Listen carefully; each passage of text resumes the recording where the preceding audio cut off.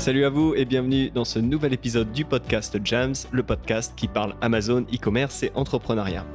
Aujourd'hui sur le podcast, j'accueille Tariq Berada Mima. Tariq est cofondateur de M19, qui est une solution automatique qui crée, pilote et optimise vos campagnes de pub sur Amazon. Tariq est notamment responsable de la partie data et machine learning. Il a travaillé 6 ans chez Criteo, a développé des méthodes de prédiction, notamment sur tout ce qui touche au retargeting. M19 étant un outil spécialisé sur la pub Amazon, on va passer tout cet épisode à parler de pub sur Amazon. Un mot d'avertissement quand même avec Tariq, après l'enregistrement, on s'est quand même rendu compte d'une chose, c'est que cet épisode il est relativement technique, donc si vous avez jamais mis en place une campagne, jamais téléchargé un rapport de termes de recherche, il se peut que ça soit un peu complexe, un peu dur à suivre par moment, donc accrochez-vous. Et par contre, si vous optimisez régulièrement des campagnes ou si quelqu'un de votre équipe s'en charge, je suis sûr que vous allez trouver beaucoup de valeur dans cet épisode parce qu'on parle de beaucoup de choses très très intéressantes en lien avec la pub sur Amazon. Avant de lancer l'interview, je me présente, je m'appelle Sylvain Boutry, je suis vendeur sur Amazon et j'ai lancé en parallèle de cette activité de vendeur une agence de conseil qui accompagne des marques sur Amazon. Donc ça s'appelle Jams et typiquement chez Jams, on aide des marques soit à se lancer, soit à dépasser des paliers en termes de chiffre d'affaires. Vous trouverez plus d'informations sur Jams à l'adresse suivante jamz.fr. On arrive maintenant au 11e épisode du podcast, donc allez, on va dire que le podcast a décollé. On a des auditeurs qui reviennent chaque semaine et c'est super. Et je reçois d'ailleurs d'excellents retours, souvent en privé. Alors si vous écoutez le podcast peut-être depuis son tout premier épisode et que vous n'avez pas encore signalé au monde que vous appréciez ce podcast, il est temps de le faire. Donc vous avez différentes manières de le faire. Ça peut être en allant sur iTunes et en laissant une évaluation, ça aide à donner au podcast de la visibilité, ou vous allez voir un ami qui peut être e-commerçant, qui peut être vendeur sur Amazon et vous lui dites « Écoute, j'ai découvert ce super podcast, j'apprends plein de choses, ce podcast c'est vraiment de la balle, je te le recommande vivement ». Voilà pour l'intro, on lance maintenant l'interview avec Tariq Berada Mima, cofondateur de M19. Et la première question que je vais poser, c'est pourquoi avoir quitté une très grosse boîte comme Criteo pour se lancer en tant qu'entrepreneur, en tant que cofondateur de M19 ? Ma motivation principale était ma curiosité qui, des fois, sort du domaine de la recherche et développement et qui va sur des domaines un peu plus business et autres. Donc, c'était ma motivation principale. Ma deuxième motivation, c'est avec mes cofondateurs, on a vu l'opportunité, on a senti l'opportunité sur Amazon qui était et qui est toujours un domaine plus vierge que Google et le retargeting, sachant qu'on a développé une expertise, on avait une bonne connaissance des algorithmes et de la manière avec laquelle on pouvait construire et faire scaler une approche où on optimise l'advertising sur une marketplace, d'où la décision d'aller essayer sur Amazon et mettre en place ce qu'on savait faire, ce qu'on a appris et ce qu'on a amélioré au cours du temps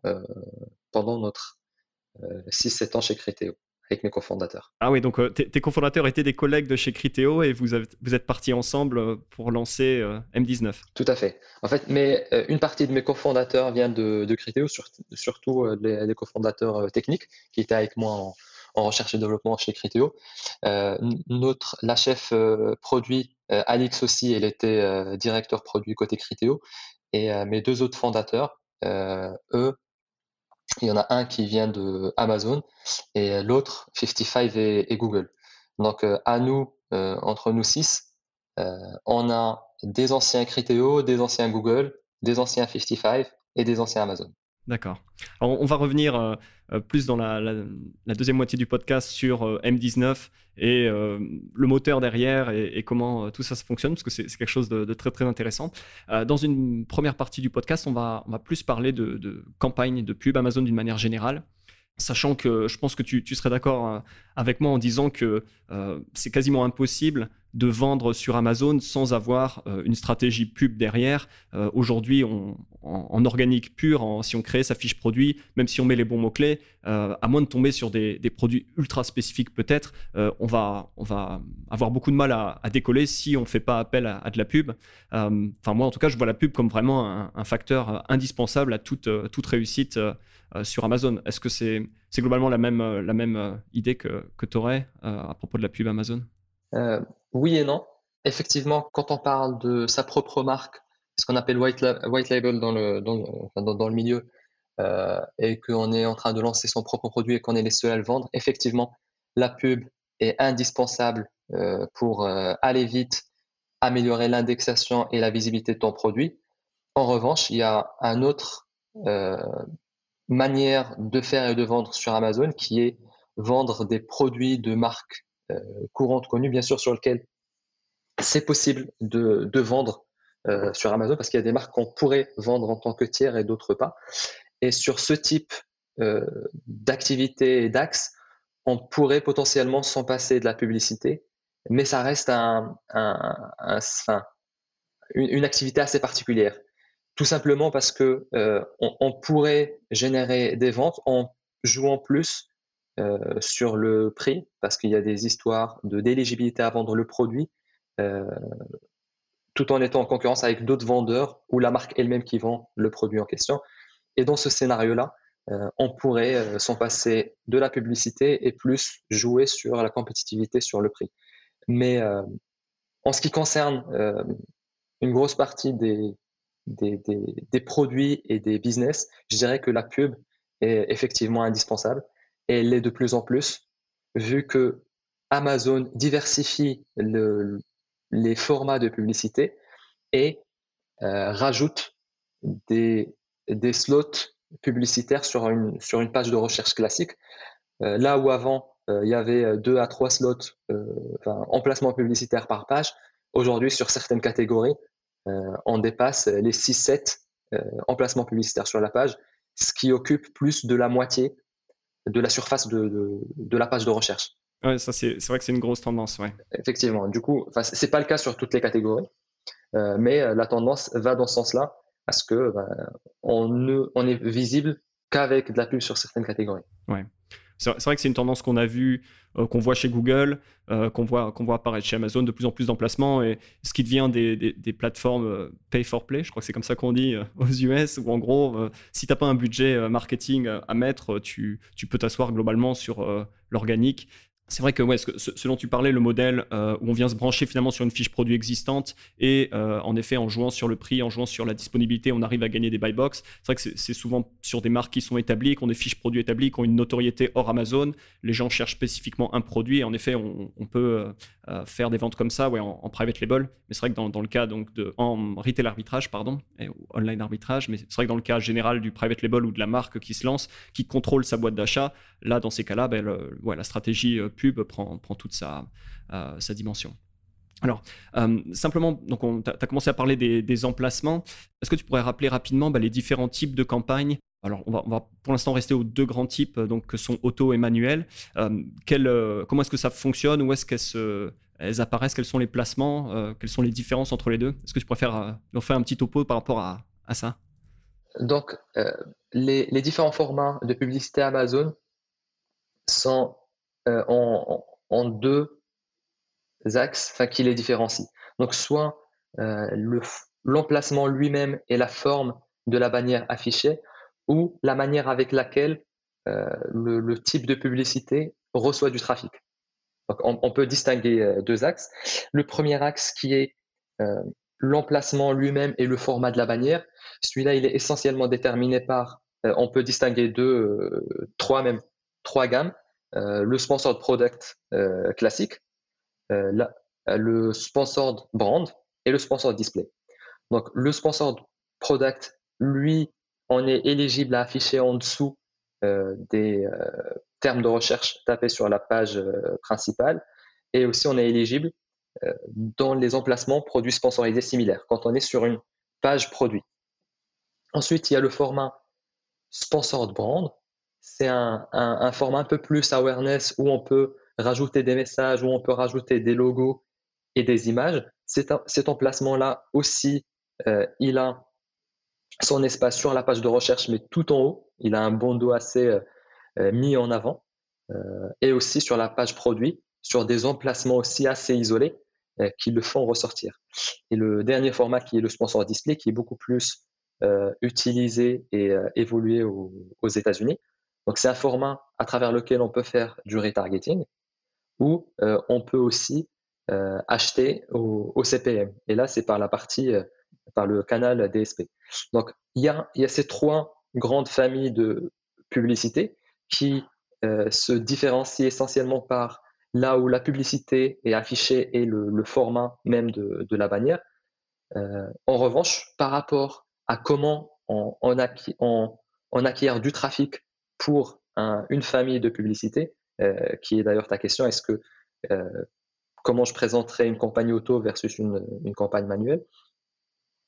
Donc, je dirais juste que la campagne manuelle, c'est la manière la plus simple de faire de la publicité et c'est dans laquelle on dit à Amazon, j'ai un produit ou un ensemble de produits, je veux faire de la publicité dessus, j'ai un budget donné et je suis prêt à payer jusqu'à X, jusqu'à par exemple 20 centimes, de 30 ou 1 euro le clic.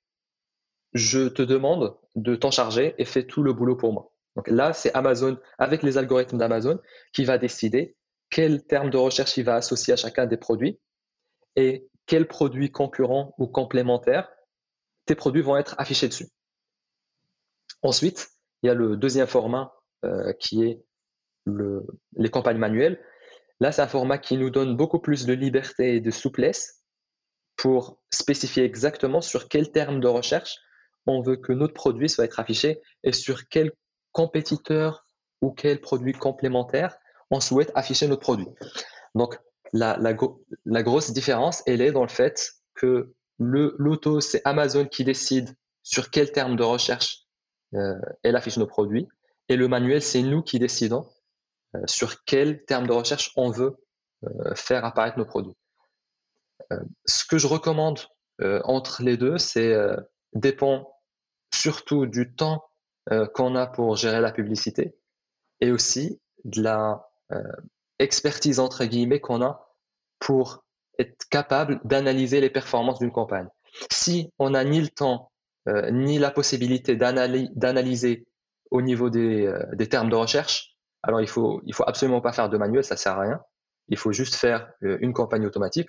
Si on a le temps de regarder et analyser les campagnes une fois par semaine, enfin, après ça dépend du volume dont on parle, mais en moyenne c'est une fois par semaine ou 2 semaines, et qu'on est capable d'extraire les données, on sait comment les télécharger, comment les manipuler, dans ce cas-là, je recommande de faire une campagne manuelle en plus de l'automatique. Je recommande de faire les deux. Ouais. C'est vrai que tu as fait bien de rappeler les différents types de campagnes. C'est vrai qu'autrefois, alors je parle autrefois, tu vois, peut-être il y a quelques années seulement, hein, c'est pas non plus la préhistoire, mais c'est la préhistoire peut-être du moteur de pub Amazon. Il y avait une distinction très, très facile. Les campagnes auto, elles te permettaient d'apparaître sur des pages produits concurrentes, et les campagnes manuelles, c'était du search, donc des termes de recherche. Et c'est vrai que ça c'est les choses se sont un peu brouillées, puisque maintenant on a des campagnes manuelles qui permettent de cibler des concurrents en particulier, des catégories également. Donc on dit je veux cibler toutes les pages produits qui sont dans cette catégorie. Donc c'est vrai que ça c'est Amazon a un peu brouillé les pistes, a donné beaucoup plus de possibilités, et donc par là même en fait la complexité quand même est plus importante aujourd'hui. Et donc ouais, je comprends le sens de ta réponse. Laisser Amazon travailler sur une auto si on n'a pas le temps, et si on veut mettre les mains dans le cambouis, dans ces cas-là, il y a beaucoup de choses à faire avec des campagnes manuelles. Effectivement, tu as soulevé un bon point. On peut même imaginer un scénario intermédiaire qui est, si on a un peu le temps et pas beaucoup, on peut imaginer, enfin je suis pas rentré dans le détail, mais effectivement dans le manuel, on peut soit cibler explicitement des mots-clés ou des produits, mais il y a d'autres manières de cibler. Comme tu dis, on peut cibler soit des marques, soit des catégories. Donc c'est un peu entre l'auto et le manuel niveau mots-clés et produits concurrents. Donc, si on veut un entre les deux, donc en termes de flexibilité et temps investi, c'est un bon compromis qui est de cibler des catégories et des marques. Complètement. Alors justement, tu vois, si la question suivante, c'est si tu vois, tu commences à avoir plusieurs campagnes et différents produits, tu vois, qui feraient partie d'une même catégorie. Donc, tu vois, disons, tu es un vendeur de t-shirts, et puis tu as différents modèles, donc différentes pages produits avec donc différents t-shirts, différentes formes de t-shirts.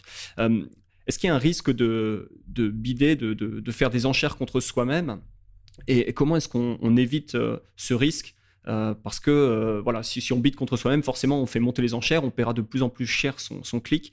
Est-ce que c'est un risque sur Amazon et comment est-ce qu'on évite, en structurant ces campagnes, de mettre en compétition, tu vois, ses propres produits? Là, tu as soulevé un point très, très délicat sur lequel il y a pas mal de débats, Mhm. parce que souvent on pose le problème de la mauvaise manière. Euh, pour moi, il y a deux choses. Il y a le fait d'avoir plusieurs produits de notre gamme ou catégorie qui sont éligibles à la publicité, et parce que ce sont des produits plutôt similaires, ils sont éligibles sur les mêmes termes de recherche.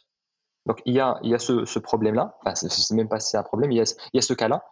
Et le deuxième cas, c'est le fait d'avoir un même produit qui est éligible à deux mots-clés. En fait, il faut distinguer entre mots-clés et termes de recherche. Mots-clés, c'est le moyen qui nous permet de capturer des termes de recherche, et il y a différentes manières de capturer par mots-clés des termes de recherche, soit avec du matching exact, phrase ou broad. Et donc, le deuxième scénario dont je parle, c'est pour un même produit, on peut avoir plusieurs mots-clés différents qui captureraient le même terme de recherche. Donc pour moi, c'est là où il y a potentiellement un risque, et c'est là où il faut être vigilant, parce que ça dépend de la manière avec laquelle on met en place nos campagnes ou nos structures. On peut se retrouver dans un cas où on a plusieurs campagnes qui vont être éligibles pour capturer pour un même produit le même terme de recherche. Et ça, quand ça se produit, ce que va faire Amazon, ce qui est tout à fait normal pour eux, enfin pour leur bien et le bien aussi du client, ils vont juste donner l'impression à la campagne qui a le CPC le plus élevé entre les différents mots-clés qui capturent le même terme de recherche. Et au final, ce qui va se passer, c'est qu'on va perdre le contrôle de si on a un terme de recherche qui arrive, par où il va rentrer, on ne sait plus. Et c'est Amazon qui va juste le faire rentrer par la campagne qui a le bid ou le CPC le plus haut. Donc, le risque, entre guillemets, c'est juste ça, c'est de, à chaque fois, payer le prix le plus cher en fonction des différents points d'entrée qu'on a mis en place dans nos campagnes. En revanche, par rapport à la multitude de produits qui matcheraient le même terme de recherche, moi, je pense plutôt l'inverse, que c'est pas un risque, au contraire, c'est une bonne chose. Surtout parce que ce qu'on disait, c'est il y a de plus en plus d'emplacements sponsorisés sur une page. Donc, sur une page classique, on doit en avoir au moins 6 qui doivent être visibles sur la page 1. Si on a un terme de recherche, par exemple, t-shirt pour été avec des ananas dessus, et que tu as 3 t-shirts avec des ananas dessus qui sont pertinents pour ce terme de recherche, tu as tout intérêt à ce que tes 3 t-shirts apparaissent et soient éligibles, parce que tu auras plus de chances d'occuper euh, 3 emplacements parmi les 6 disponibles. Ça a encore plus de sens plus il y a de compétiteurs sur ton marché, sur ta niche, et qui ont des produits éligibles pour ton mot-clé.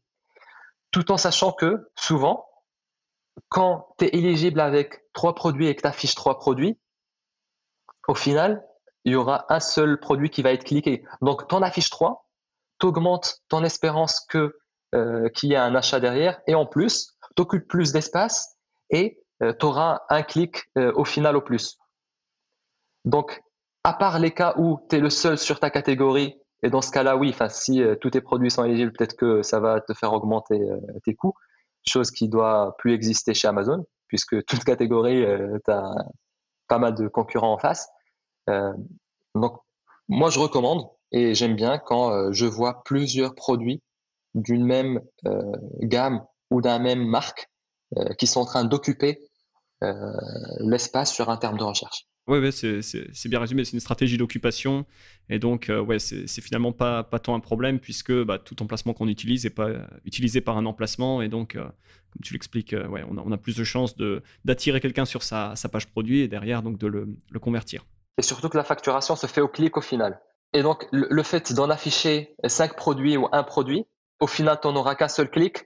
Donc, vaut mieux en afficher 5 et payer un clic que d'en afficher un et payer un clic.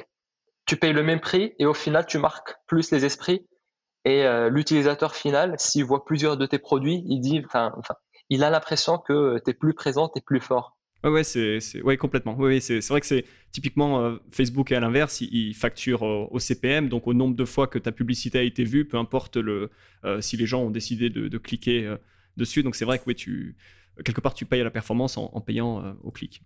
Alors, on va parler un petit peu de la fiche produit, puisque on sait que les informations qu'on rentre dans la fiche produit, et notamment les mots-clés qu'on met dans le titre, dans les puces produits, dans le back-end Amazon, servent à Amazon à indexer le produit et quelque part donc à comprendre ce qu'est le produit. Derrière, quand on lance une campagne manuelle, il est possible maintenant de laisser Amazon suggérer des mots-clés par rapport à finalement la compréhension qu'a Amazon de ta fiche produit. Ma question, c'est on trouve beaucoup d'outils sur Internet qui te permettent de générer des listes de mots-clés sur Amazon, typiquement Helium 10. Voilà, bon, il y a beaucoup d'outils. Mais quelque part, Amazon, j'ai le sentiment, comprend de mieux en mieux ce qu'est les fiches produits et te suggère beaucoup de mots-clés.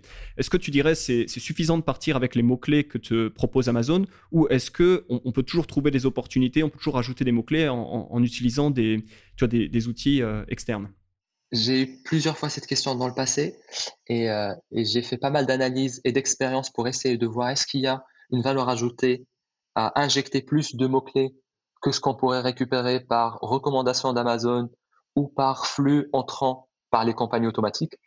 Et, euh, le résultat et la réponse étaient assez nettes. J'ai toujours pas réussi à prouver une valeur ajoutée à injecter plus de mots-clés. Ça se comprend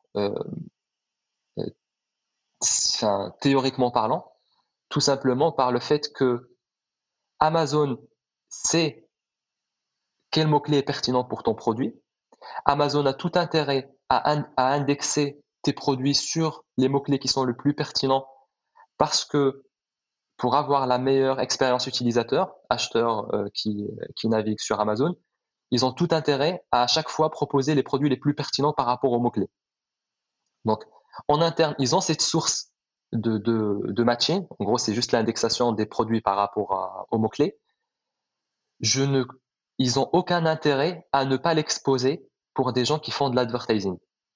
Parce que s'ils savent, dans tous les cas, qu'est-ce qui est éligible et qu'est-ce qui ne l'est pas pour un produit par rapport aux mots-clés, ils n'ont aucune raison de ne pas l'exposer. Parce que en l'exposant, ils maximisent les chances pour que le seller ou la marque investisse plus en advertising et en plus investissent sur des mots-clés que Amazon pense sont relevant, ont du sens par rapport au produit lui-même, pertinent.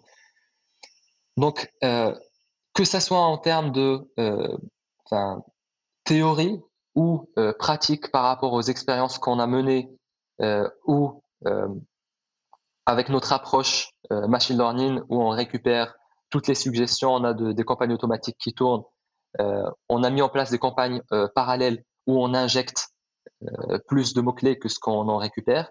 On n'a pas vu d'incrément de volume parce que soit dans ta grosse liste que tu récupères d'un outil externe, une grosse partie est déjà capturée parce que tu récupères par les suggestions. Ouais, donc là, ce que tu es en train de dire, c'est globalement la source de ces outils externes, c'est la barre de recherche, c'est l'auto-completion d'Amazon, et donc Amazon sait déjà ce que ces outils savent, puisque ces outils viennent puiser chez Amazon leurs mots-clés. Je sais pas, non, je dis pas ça. Peut-être que ces outils-là, ils puisent d'ailleurs des mots-clés, mais ces mots-clés-là, soit ils sont pas indexés pour tes produits, soit ils sont déjà capturés de ce qui est déjà suggéré par Amazon. Sachant que quand Amazon te fait une suggestion de mots-clés, tu as toujours le choix de le faire, de le matcher par exact, broad ou phrase. Il faut aussi garder en tête que si on a un mot-clé qu'on match en broad, c'est-à-dire que plein de termes de recherche qui vont être plus ou moins proches du mot-clé en question vont être capturés par ce mot-clé-là en matching broad, enfin en matching large. Donc, des fois, on peut arriver avec une liste qui est beaucoup plus grosse que ce qu'on est en train de gérer, mais cette liste ne capture pas plus de trafic, tout simplement parce qu'il y a beaucoup de redondance et d'overlap entre les produits, surtout si on met du matching large. Donc, il y a ce point-là, et il y a l'autre point qui est si nous, humains, ou un autre outil qu'Amazon, pensons qu'un mot-clé est pertinent pour un produit et que ce mot-clé-là, il n'est pas indexé sur le produit en question, même si on le cible, et même avec un bid et un CPC très élevé, on n'aura pas de trafic. Donc ça sert à rien en fait. Même s'il est réellement éligible quand tu regardes et que tu lis le mot-clé, euh, même si c'est logique que ça a du sens, mais si Amazon ne le voit pas, il n'a pas décidé de l'indexer dessus, ça sert à rien. Ouais, on peut rien faire dessus. D'accord. Ouais. Je comprends. C'est vrai, du coup, tu vois, avec cet outil de suggestion, on peut facilement donc ajouter énormément de mots-clés. Donc, en plus, avec les 3 méthodes de ciblage, exact, expression, phrase ou broad. Donc, rapidement, on peut rajouter 100, 200, 500 mots-clés dans une campagne manuelle. Est-ce que c'est possible de mettre trop de mots-clés dans une campagne? Est-ce qu'il y a une limite à pas dépasser ou globalement, pour peu qu'il n'y ait pas de overlap, tu vois, plus il y en a, mieux c'est parce qu'on capture théoriquement beaucoup plus de termes de recherche, encore une fois, en lequel Amazon croit. Ouais. Donc par rapport aux limitations physiques et techniques côté Amazon, il y en a. Il y a des limitations par groupe d'annonces, par campagne et niveau compte. Donc il y a un nombre limité de mots-clés qu'on pourrait mettre.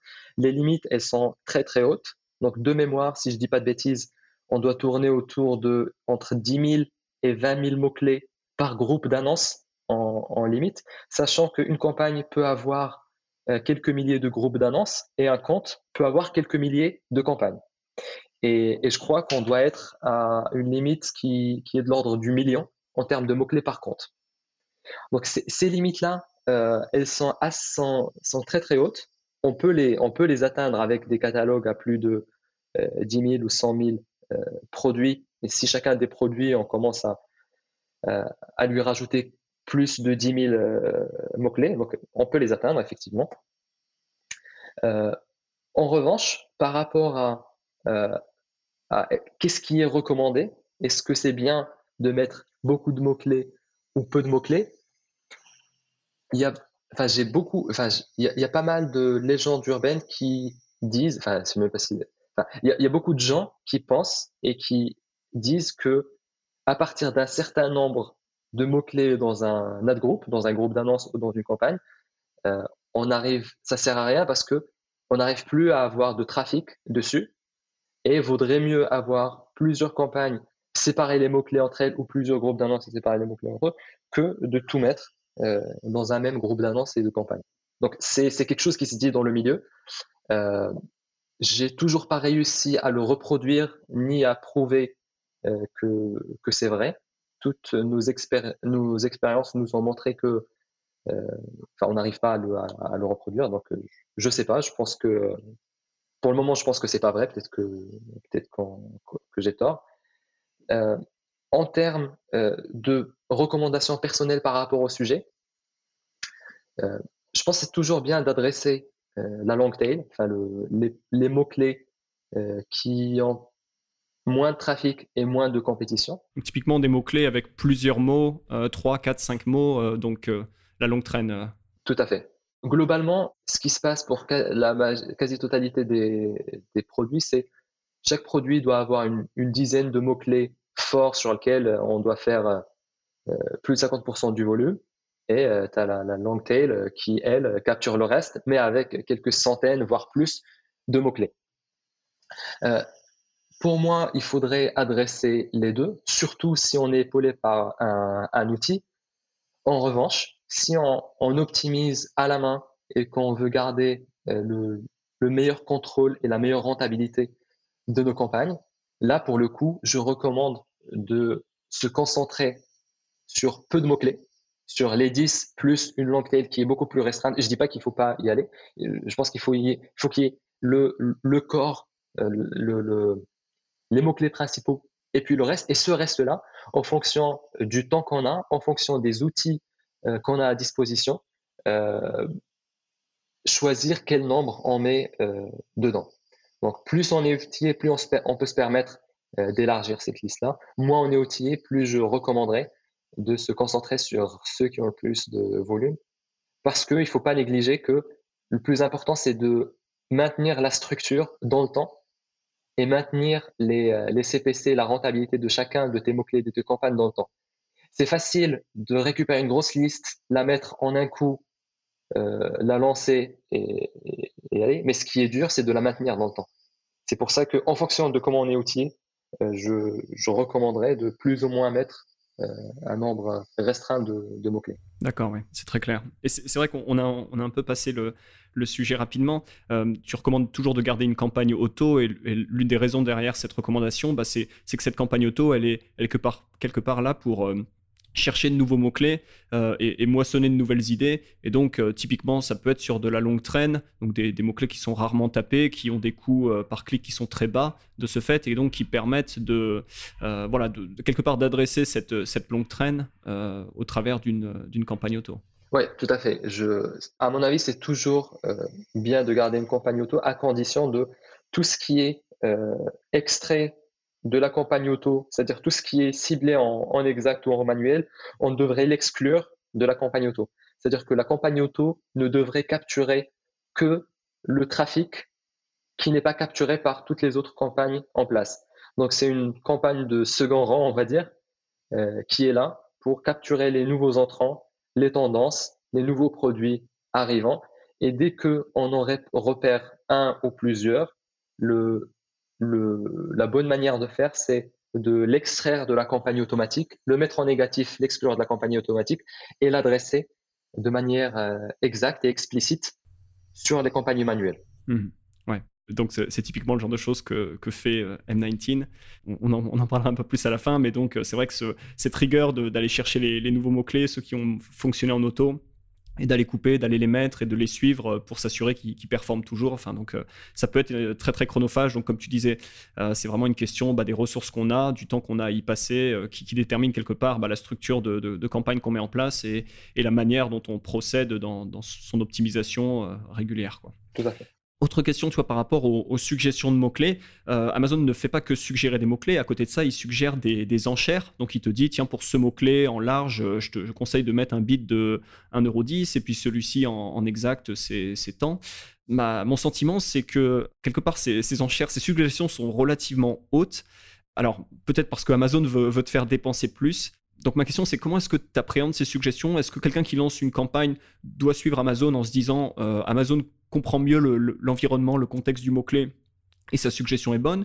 Ou est-ce qu'il peut être judicieux de partir sur un peu moins ou un peu plus, peut-être, en se disant je veux mettre plus d'accent sur ce mot-clé, ou au contraire je veux un peu observer, et donc ça a du sens de mettre un petit peu moins et de récolter quelque part des clics, tu vois, quand les concurrents ont plus de budget ou quelque chose comme ça. Est-ce que tu as voilà, une opinion sur les suggestions d'enchères, ou typiquement qu'est-ce que M19 fait? Est-ce qu'il prend les suggestions d'enchères, ou est-ce qu'il les ajuste, ou il y a une stratégie par rapport à ça? Les suggestions d'enchères par Amazon sont très très utiles, surtout pour les gens qui opèrent à la main, parce que c'est un très bon signal de comment est la concurrence sur un mot-clé donné. On a fait des expériences dessus pour mieux comprendre ce que suggère Amazon, et le résultat était net.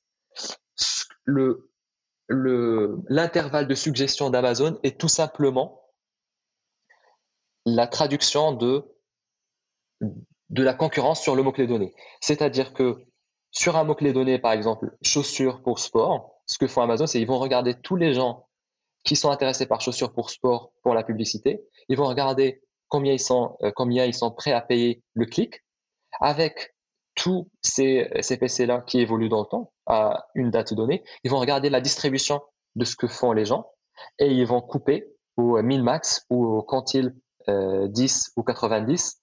Et c'est cette distribution-là qui sont en train de retranscrire dans la recommandation qu'ils affichent. Et ça, pour le coup, on a pu le tester et le voir et le constater. Donc, ils sont pas en train de pousser les gens à bider plus fort ou plus bas. C'est une bonne info qu'ils donnent avec cette manière de suggérer les bids. En revanche, là où ça c'est un peu tricky, c'est que la suggestion elle est en rapport avec ce que payent les gens en CPC, ce qu'ils mettent dans la configuration de leur campagne. Par contre, surtout quand on est en lancement de produit, pour gagner une impression, il n'y a pas que le CPC qui est important. Donc, pour gagner une impression, il faut gagner l'arbitrage interne côté Amazon. Donc, ce qui se passe, c'est des enchères au second prix.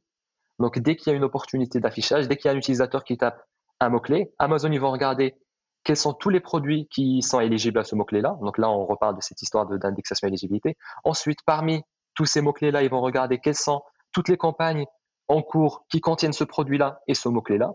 Ils les récupèrent toutes. Ensuite, ils vont aller récupérer quel est le CPC de chacun de ces produits-là pour les mots-clés en question. Et ils ne s'arrêtent pas là. Donc, si Amazon se basait uniquement là-dessus, donc là, oui, je dirais que ce que tu mets par rapport à la suggestion peut être suffisant pour décider qu'est-ce qu'on devrait mettre typiquement au lancement d'un produit ou pas. En revanche, il ne s'arrête pas là parce qu'il regarde le CPC, mais il regarde aussi quelle est la relevancy, à quel point la pertinence du mot-clé par rapport au produit. Et cette pertinence-là, il l'estime, entre autres, avec une estimation de quel est le taux de conversion du produit sur le mot-clé. Donc, plus tu as un taux de conversion estimé haut, ce qui revient à avoir une sorte de ranking organique haut sur le mot-clé, plus tu as de chances de gagner l'arbitrage interne pour la partie sponsorisée. Et aussi, plus tu as un CPC haut, plus tu as de chance. Donc, cet arbitrage interne, il prend plusieurs inputs. Parmi ces inputs, il y a le CPC que tu mets et il y a quelle est l'estimation, la probabilité que s'il t'affiche dessus, qu'il y ait une vente derrière. Parce qu'encore une fois, leur intérêt, c'est que les gens achètent avec le moins de clics parce qu'ils veulent que les gens trouvent facilement ce qu'ils cherchent. Et aussi, leur intérêt, c'est qu'il y ait réellement de la vente. C'est parce que c'est là où ils récupèrent au moins leurs 15% de commission. Donc, d'un côté, il y a la commission sur la vente. Donc ça, ils le récupèrent à travers l'input de la pertinence ou le ranking organique ou comme on veut. Et il y a aussi le revenu par la publicité qui mesure à travers le CPC. Donc, pour simplifier, pour gagner une enchère sponsorisée, Amazon vont jouer sur le CPC, vont considérer le CPC et vont considérer quelle est ta pertinence ou ton ranking organique sur le mot-clé en question. Donc, sachant qu'il n'y a pas que le CPC, il faut garder en tête que chacune des campagnes a un système d'enchères différent. On en avait déjà discuté dans le passé, mais on peut avoir des campagnes qui sont configurées de telle sorte à ce que Amazon ne module pas nos bids en fonction de l'estimation du taux de conversion. C'est ce qu'on dit, c'est les fixed bids, ou on peut les autoriser à moduler vers le bas, ou on peut les autoriser à moduler vers le haut et vers le bas. Donc, ces trois options, elles vont influencer ce deuxième input qui est autre que le CPC avec lequel on participe. Donc, la réponse à ta question, elle n'est pas si simple parce que ça dépend aussi de comment ta campagne est configurée. Est-ce que c'est avec une enchère fixe, une enchère juste vers le bas ou une enchère vers le haut et vers le bas? Et je comprends aussi que un ASIN que tu viens de lancer, donc un nouveau produit qui a du coup pas cet historique de conversion sur des mots-clés puisqu'il démarre, dans ces cas-là, Amazon n'a pas forcément l'info donc de conversion, et donc ce sera peut-être dans ces cas-là le CPC qui pèsera plus, mais d'une manière générale, voilà, c'est aussi donc l'historique. Effectivement, quand c'est un produit qui n'a pas d'historique, après il y a des techniques pour que les algorithmes d'Amazon donnent la chance aux nouveaux produits qui n'ont pas d'historique. Donc c'est assez bien fait pour ne pas bloquer un nouveau produit qui n'a pas d'historique bas et ne jamais lui donner l'opportunité de décoller. Donc ça techniquement c'est assez bien géré, les algorithmes gèrent bien ce genre de choses. En revanche, ce qui est sûr, c'est si pour que le CPC ait le plus d'impact sur la configuration des campagnes pour un produit en lancement, il faut avantager des enchères fixes. Si on choisit une enchère fixe dans la configuration de la campagne, ça veut dire que c'est en faisant varier le CPC vers le haut, il n'y a pas le risque de Amazon fasse varier la participation à l'arbitrage interne vers le bas, parce qu'on est dans un mode où on laisse la main à Amazon de moduler vers le bas. Si typiquement ils pensent que c'est pas bon d'y aller sur ce mot-clé-là pour le produit donné, ils peuvent moduler vers le bas. Et du coup, le CPC aura moins d'impact parce qu'il y aura l'autre levier qui va tirer le bid vers le bas. Donc, pour donner le plus de poids au CPC pour un lancement, il faudrait choisir la configuration enchère fixe dans la configuration de la campagne. D'accord, ouais. Et du coup, à partir de quand est-ce que tu te dis, bah, je peux commencer à donner à Amazon un peu plus de mou, on va dire, et donc basculer la campagne sur la possibilité d'enchérir à la hausse, à la baisse? Est-ce que c'est en termes de nombre de conversions? Est-ce que c'est en termes de... ou encore une fois, ça dépend du contexte. J'imagine que c'est une question assez difficile à répondre. À partir de quel moment est-ce qu'on peut changer comme ça la manière dont Amazon gère ses enchères? Honnêtement, je ne sais pas. Enfin, c'est très difficile à mesurer et mener des expérimentations dessus. Théoriquement, ce qui a le plus de sens, c'est si on est outillé et qu'on est capable de mesurer la pertinence et la rentabilité de chacun de nos mots-clés parfaitement. L'idéal, c'est d'utiliser des enchères fixes parce que puisqu'on module tout le temps, on a envie de avoir un peu le contrôle de ce qui est fait et on aimerait avoir l'impact réellement des décisions qu'on a mis en place euh, chaque jour. Donc ça, c'est la théorie. L'expérience et la réalité, nous, on n'a pas réussi à avoir des expériences avec des résultats nets sur le sujet. En revanche, j'ai vu des analyses faites par d'autres outils et acteurs dans le marché où ils ont plus de 500 clients sur lesquels ils ont mené des expériences de tester en masse ces trois types d'enchères. Et le résultat final était assez net, euh, c'est-à-dire avec un outil qui permet de moduler les bids en fonction de la performance, ils voyaient une meilleure performance avec le système d'enchères ajustement vers le bas seulement, D'accord, intéressant. en termes de... ouais. Et pour le coup, là, c'est juste une analyse que j'ai vue qui était bien faite sur un échantillon enfin, assez large de comptes. En revanche, il n'y a pas il y a pas de notion de seuil de à partir de quand ils ont testé telle stratégie ou une autre.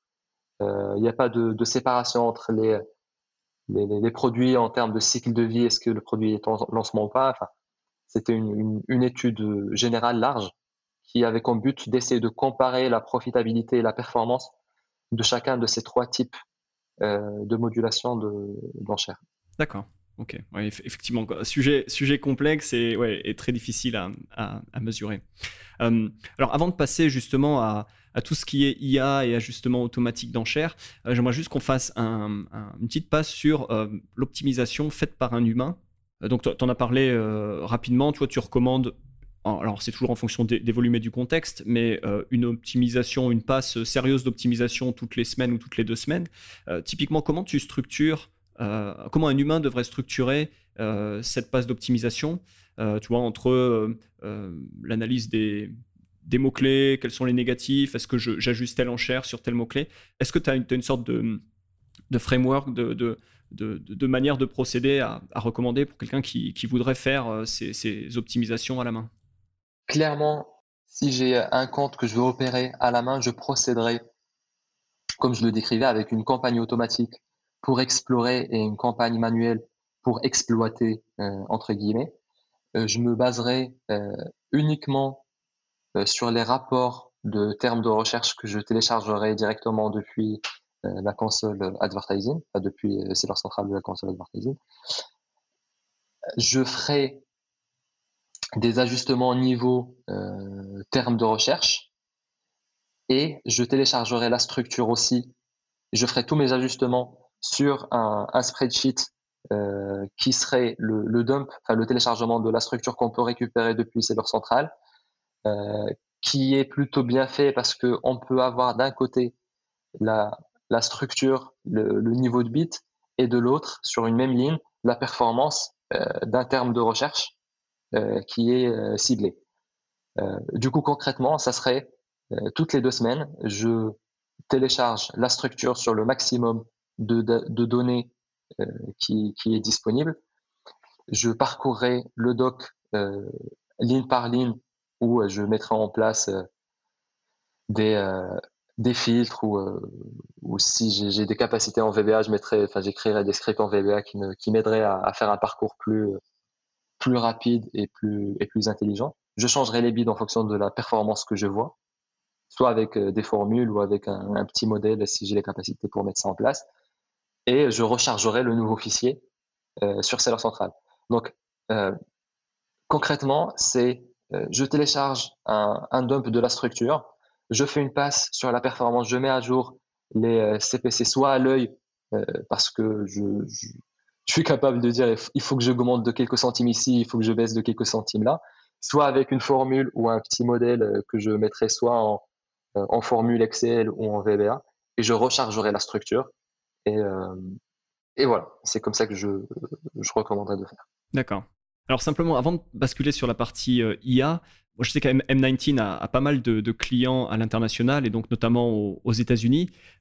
États-Unis où ils ont un niveau de compétition qui est bien plus élevé qu'en Europe avec des coûts par clic qui peuvent juste exploser. Enfin, j'ai pas mal de potes qui vendent aux US et qui me racontent des clics à 5, parfois 8, parfois $10. Tu vois, quand tu parles, et tu as peut-être vu des chiffres encore plus hauts quand tu parles de Black Friday, de Q4, donc de la fin d'année. Enfin, y a juste des coûts qui semblent délirants. On est quand même loin de ça en Europe, mais est-ce que tu penses que c'est quelque chose qui va arriver ou en gros, si ça arrive, ce sera dans très très longtemps parce qu'il n'y a pas le niveau de compétition tu vois, on n'est pas au même niveau de compétition en Europe par rapport aux US et donc voilà, on a le temps de voir venir cette inflation quelque part sur le coût des clics. Effectivement, tu l'as très bien dit, les niveaux de compétition et d'enchères sont bien plus hauts aux États-Unis qu'en Europe. Euh, D'une, le marché est beaucoup plus gros. Donc, si je dis pas de bêtises, les derniers chiffres que j'ai vus, que j'avais sur la taille du marché Amazon aux US, il est à je crois qu'il est à plus de 2 fois, si ce n'est pas plus, je me souviens plus, toute l'Europe cumulée, combinée. Donc, d'une, la taille de marché est beaucoup plus grande. Du coup, forcément, il y a plus d'acteurs parce qu'il y a plus de demandes. Euh, et en plus, il y a aussi le biais c'est un marché gros, il y a plus de compétiteurs, du coup, il y a plus de gens euh, outillés et avancés en termes de techniques d'optimisation, que ce soit optimisation du listing ou optimisation de prix, enfin le dynamic pricing, ou gestion de stock ou optimisation de l'advertising. Euh, donc, il y a plus d'acteurs avancés et expérimentés sur les États-Unis. Et tout ça fait que, effectivement, la compétition est plus haute et les enchères sont plus hautes. Euh, En revanche, par rapport à l'action, est-ce que je pense qu'on va arriver à ce niveau de compétition et d'enchères? Euh, je ne sais pas. Ce que je vois, c'est que la compétition évolue vite, les coûts augmentent en Europe.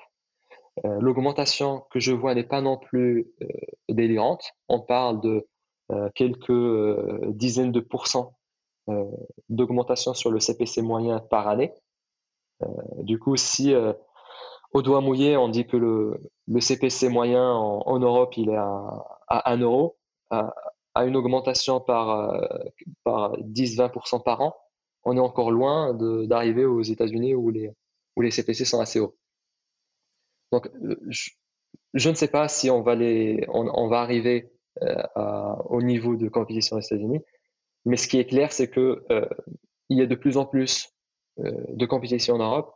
Les gens, ils sont de plus en plus outillés, ils sont de plus en plus euh, conscients de l'importance de l'advertising et du rôle que ça peut avoir pour booster leur business général et surtout le- la vente organique qui est corrélée à la vente sponsorisée. Et donc tout ça fait que la compétition augmente aussi en Europe. Ouais, donc plus on a de sophistication, plus on a de monde. Dans tous les cas, on est dans cette direction, mais voilà, on n'est pas encore au niveau des États-Unis. On a encore un peu le temps de voir venir. Ouais, je Alors pense. justement, pour basculer sur la partie sophistication, on parlait un peu en off avant la préparation avant l'enregistrement pardon du podcast. On parlait de la machine versus l'humain. Donc typiquement aujourd'hui, y a beaucoup de prestataires, de gens dans des agences qui font de l'optimisation à la main. Et tu vois, je te disais, tu vois, quand tu as quelqu'un qui parle français, donc le français est sa langue maternelle, il va avoir plus de sensibilité quand il va lire ses rapports de recherche, quand il va voir les mots-clés, parce qu'il comprend parfaitement les mots-clés et on va dire les nuances derrière chacun des mots-clés ou des termes de recherche. Et si tu prends cette personne qui est francophone et que tu la mets sur un rapport qui est en allemand, alors qu'elle ne maîtrise pas cette langue, elle va perdre cette sensibilité. Elle sera toujours capable de regarder des CTR, des enchères et de lire de manière technique, on va dire, le rapport, mais elle aura perdu cette sensibilité.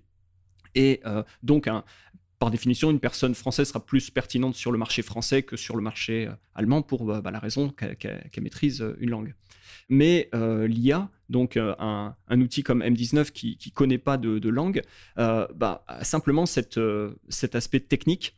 Alors c'est ma question, comment est-ce qu'on peut expliquer, et tu m'as montré des cas d'exemple, qu'un IA arrive à faire mieux qu'un humain alors qu'il lui manque cette sensibilité et cette lecture, on va dire, tu vois, de la signification des mots-clés. C'est un très bon sujet. Donc, effectivement, un humain peut faire du très bon boulot sur une langue qu'il connaît et surtout sur un business qu'il connaît. Donc, un vendeur, un vendeur ou un consultant ou une agence qui connaît le produit, qui connaît ses fonctionnalités, qui connaît ses points forts, euh, peut faire du boulot plus rapide de choix des mots-clés les plus importants avec un bon niveau de bid assez rapidement dès le démarrage parce qu'il y a cette connaissance du produit, de la langue et du matching entre guillemets entre les deux. En revanche, plus le catalogue à gérer est grand, plus ça va être compliqué pour un humain de faire ce travail-là parce que ça va juste mécaniquement prendre plus de temps et aussi ça va être mécaniquement plus dur à maintenir dans le temps. Donc là, l'humain peut faire du très bon boulot sur un catalogue restreint et aussi peut faire du bon boulot les fois où il peut le faire, sachant qu'il ne peut pas le faire tous les jours de la même manière, avec la même rigueur et avec la même précision. L'inconvénient pour moi de l'humain, c'est que on a des intuitions, on peut deviner ce qui peut marcher de ce qui ne peut pas. En revanche, l'humain est incapable, ou enfin la majorité, après peut-être qu'il y en a qui sont capables de le faire, est incapable de mesurer quel est le niveau de bruit et quels chiffres sont statistiquement significatifs ou pas. Et c'est le problème principal de la gestion de la publicité de manière générale, parce que on est en train de manipuler des notions et des chiffres qui sont très petits. On parle de taux de clic et taux de conversion. On est en dessous du 1%. Et du coup, ces chiffres-là, il suffit d'un clic en plus ou d'une vente en plus pour que ça change complètement l'ordre de grandeur de cette quantité-là. Et des fois, ces changements-là, ils sont pas significatifs parce que ce qu'on est en train de mesurer est très petit. Donc, une machine peut, avec des calculs statistiques, mesurer cet intervalle entre guillemets, enfin cet intervalle de confiance et dire que cette variation elle est significative et cette autre variation elle ne l'est pas. Et elle est aussi capable de moduler par rapport à cet intervalle de confiance. C'est-à-dire que si concrètement j'ai un mot-clé donné sur un produit donné, je vois qu'il y a une vente, je vois que la performance elle est très bonne de manière absolue, mais en fait il n'y a pas suffisamment de données pour que j'en sois sûr. Donc un IA, il va pas augmenter beaucoup, énormément le CPC parce qu'il se dit que c'est peut-être du bruit et il mesure ce peut-être du bruit, il le mesure et c'est avec ce peut-être qu'il va prendre en compte de combien il va augmenter. Alors qu'un humain, il peut très bien dire là je vois un ROAS qui est très élevé, du coup j'augmente parce que ça doit être rentable pour moi. Et donc la nuance et la subtilité, elle est là-dedans. C'est là où la machine est plus forte que l'humain. Et aussi sur donc il y a ce côté statistique et il y a la rigueur et le, le fait que ça soit continu dans le temps et avec la même qualité de service, entre guillemets. Oui, la constance. Ouais. Il n'y a pas de vendredi matin où on est un petit peu fatigué. Il n'y a pas de lundi où on est au Tout à fait. contraire motivé. Ou à l'inverse, on a traîné les pieds jusqu'à l'ordinateur pour. Ouais, je comprends parfaitement. Ouais, la machine travaille 7 jours sur 7 et n'a pas d'état d'âme.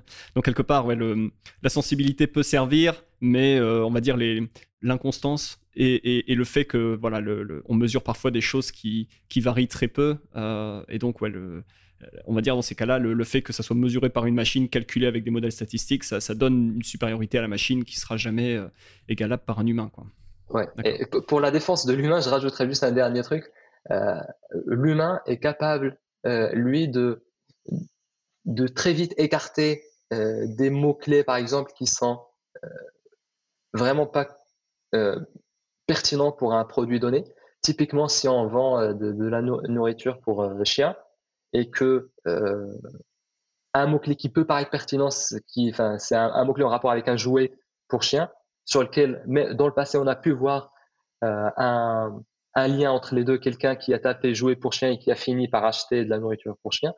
La machine va donner beaucoup plus la chance à jouer pour chien pour de la nourriture pour chien, alors que l'humain, il va pas donner cette chance-là. Mettre un Et mot-clé négatif en disant c'est pas relevant, ça n'a pas sa place. Et, ouais. exactement, alors que la machine va quand même dépenser pour explorer et pour en être sûr. Donc, il y a pas mal de cas où l'humain peut aller très vite et écarter ou baisser drastiquement le bid sur des mots-clés pareils, alors que la machine, elle va dépenser et elle verra que ça marche Pour pas et elle va. confirmer ou infirmer, ouais. Exactement. Mhm.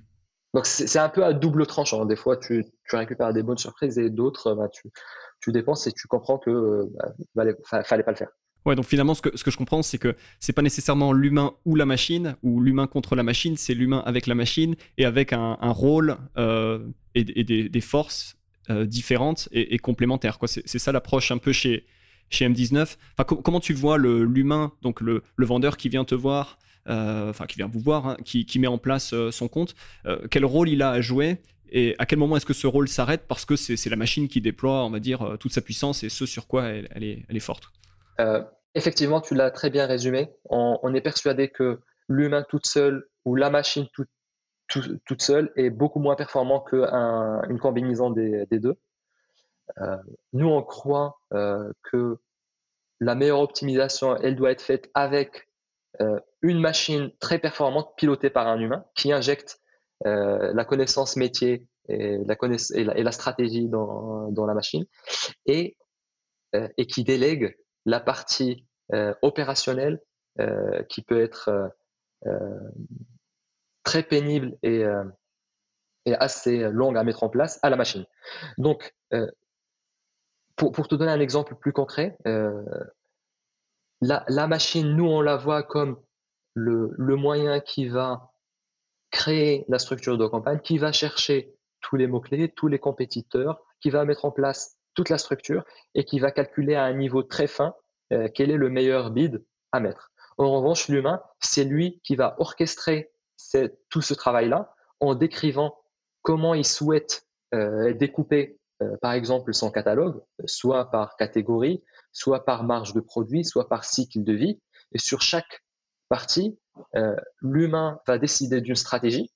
Une stratégie, ça va être quelle rentabilité je cherche, quel ROAS ou quel ACOS, l'Advertising Cost of Sale, et il souhaite avoir sur tel scope.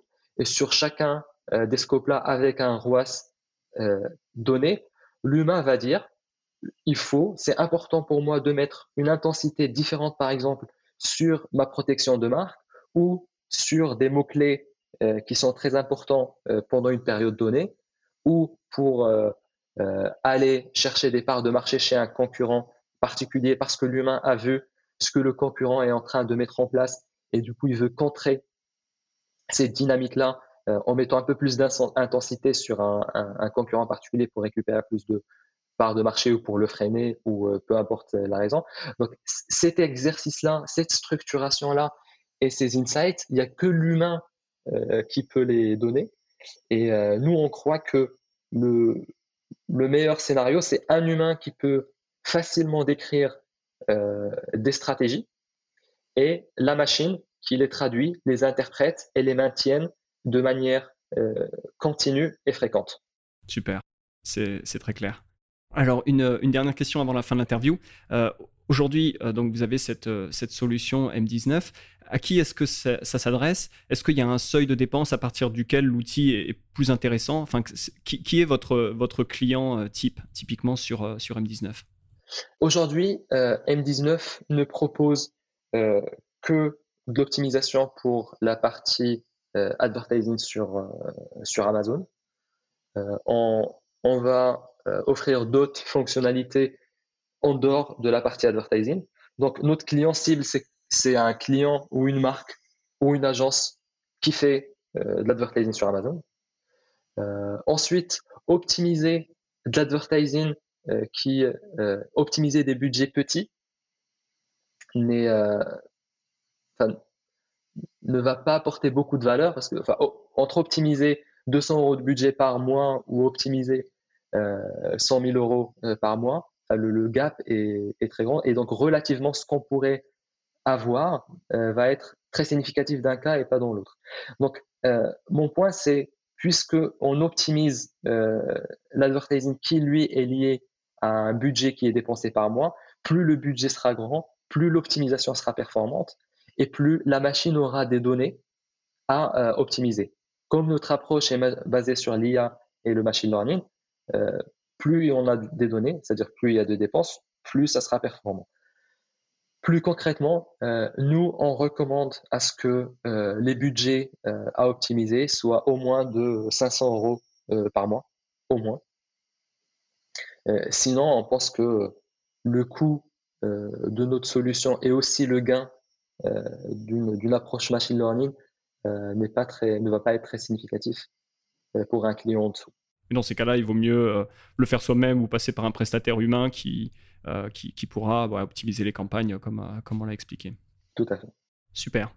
Eh bien, Tariq, on en arrive à la fin de cette interview. Donc, la dernière question, c'est où est-ce qu'on peut vous trouver? Comment est-ce qu'on vous contacte, on te contacte si on veut avoir un peu plus d'infos, aller plus loin avec la solution M19?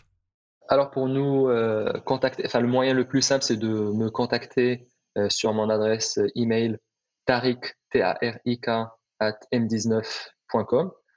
On a aussi un site www.m19.com dans lequel on décrit notre offre et sur lequel on peut nous contacter aussi directement. Et on a même la possibilité, vous avez la possibilité même de découvrir et d'avoir un aperçu de notre plateforme en vous connectant directement sur notre plateforme depuis notre site. Il y a un bouton login ou avec n'importe quel email qui a des accès Amazon, que ce soit seller ou vendeur, il peut se connecter sur notre plateforme et voir à quoi elle ressemble, voir les données de son propre compte sur nos dashboards. Et cette partie-là, elle est complètement gratuite et il n'y aura aucune action qui va être faite sur ces campagnes ni sur son advertising parce que la fonctionnalité optimisation, elle est désactivée par défaut. Et pour l'activer, il faudrait s'abonner au service M19. Donc, bien sûr, comme toujours, je mettrai tous les liens en description, tous les liens qui ont été mentionnés dans le podcast, comme ça les gens pourront facilement vous retrouver. Eh bien, merci beaucoup Tariq pour tout ce que tu as partagé, et puis je te dis à très vite. Merci beaucoup Sylvain, c'était un plaisir. Voilà pour cet épisode. Un grand merci encore à Tariq d'avoir partagé autant de choses sur tout ce qui touche à la pub sur Amazon. Comme d'habitude, vous trouverez tous les liens qui ont été cités dans l'épisode en description du podcast. Par ailleurs, si ce n'est pas déjà fait, je vous invite à rejoindre la newsletter Jams. J'y partage des conseils, des stratégies en lien avec la vente sur Amazon. Et donc, pour rejoindre la newsletter Jams, c'est très très simple. Vous allez à l'adresse suivante, jamz.fr/email. Donc, je répète, jamz.fr/email. Voilà pour aujourd'hui. Je vous remercie d'être resté jusqu'au bout. Et puis, je vous dis à très vite pour un prochain épisode. Ciao!